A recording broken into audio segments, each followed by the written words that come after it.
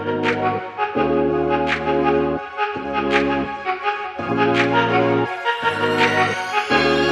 generally owns generative AI in a company? Yeah, I love this question, John.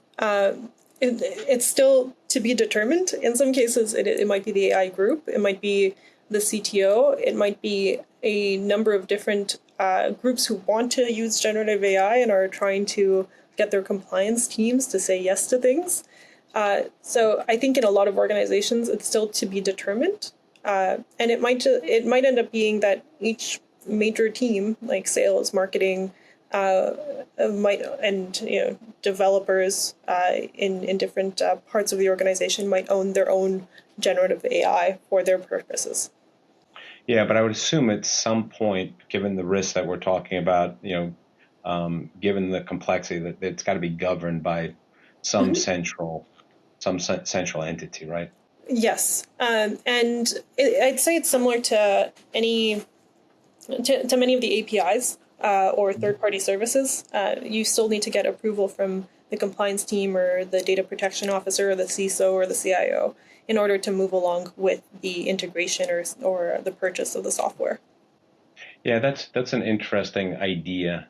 That yeah, at one level we see the complexity of this AI monster, and another level it's as simple as it's another API.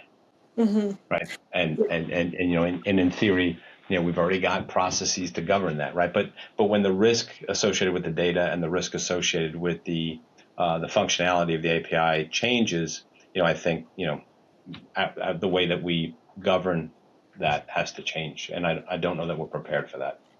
So that's a really good point. I think we might be a little bit more prepared for it with regards to what we allow to leave the organization to these third-party LLMs. Hmm. However, where there might be an entirely new role would or an entirely new responsibility under the CTO or another one of those C-suite roles could be who will govern the generative AI that's trained on the company data. Hmm.